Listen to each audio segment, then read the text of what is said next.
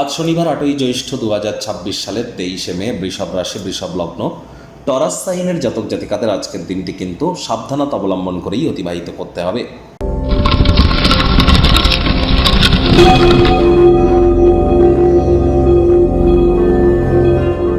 ভিডিওটির শুরুতেই স্ক্রিনে আপনারা দেখতে পাচ্ছেন শনি মহারাজের প্রণাম মন্ত্র। ওম নীলাঞ্জন চয় প্রক্ষং রবিসুতং মহাগ্রহম ছায়া গর্ভসম্ভুতং তং নমামি শনিশ্চরম। এটি আপনারা সন্ধেবেলার সময় না পারলে 8 বার জপ করুন। আর শনি মহারাজকে, তিনি তো কর্মফলদাতা, ন্যায়াধীশ, দণ্ডাধিকারী। তাহলে কর্মফলদাতা যেহেতু তিনি, কর্মণ্যেবাধিকারস্তে মা ফলেষু কদাচন মা কর্মফল হেতু পূর্বতে সঙ্গস্ত কর্মাণি। কর্ম করলে তবেই তো আমরা কর্মের ফল পাবো। তাহলে দামি দামি তাবিজ, কবচ, মাদুলি, জেমস্টোন, পাথর, শিকড় বাকড়, হোমযজ্ঞ এসব করে কি হবে? সঠিক স্থানে, সঠিক পদ্ধতিতে, সঠিক ব্যক্তির সামনে সঠিক কর্ম করার নামই তো সফলতা। এর জন্য এনি টাইম আমাদের সাথে যোগাযোগ করতেই পারেন। সম্পূর্ণ সায়েন্টিফিক ওয়েতে বিনামূল্যে প্রতিকার এখানে প্রদান করা হয়ে থাকে। আর আপনারা অবশ্যই আজ ব্ল্যাক বা ব্লু কালারের ড্রেস পরিধান করতে পারেন।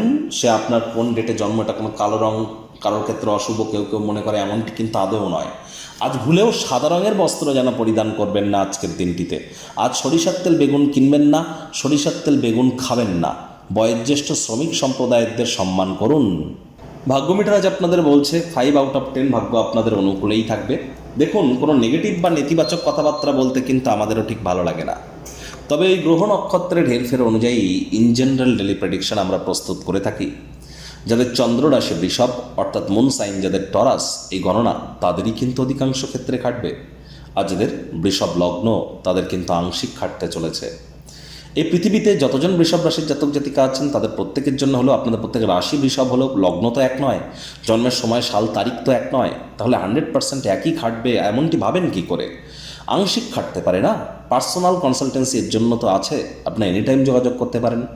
স্বাস্থ্যগত ব্যাপারে আজ আপনাদের অবশ্যই শরীর স্বাস্থ্যের দিকে নজর দিতে হবে, ওজন বুঝে ভোজন গ্রহণ করতে হবে, রাস্তাঘাটে সাবধানে গাড়ি ঘোড়া চালাতে হবে।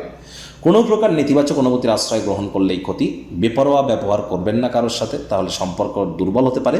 অর্থগত ব্যাপারে আয় ইনকাম বাড়লেও খরচও বাড়বে, তা না হলে সঞ্চয় কিন্তু ঘাটতি পড়তেই পারে। আজ অবশ্যই চাকরিজীবীদের অফিসে কম কথা বলে কাজ বেশি করতে হবে, মনের থেকে মস্তিষ্ককে বেশি দাম দিতে হবে। কোনো প্রকার অফিস পলিটিক্স বা গসিপিংয়ের অংশ হলেই কিন্তু বসের কুনজরে আপনারা পড়ে যেতে পারেন। রাজনীতিবিদদের জনসংযোগ বৃদ্ধি করতে হবে, হার্ডওয়ার্কের কোনো বিকল্প কিন্তু নেই। শিক্ষার্থী বিদ্যার্থীদের পড়াশোনায় মনোযোগ আরও বৃদ্ধি করতে হবে।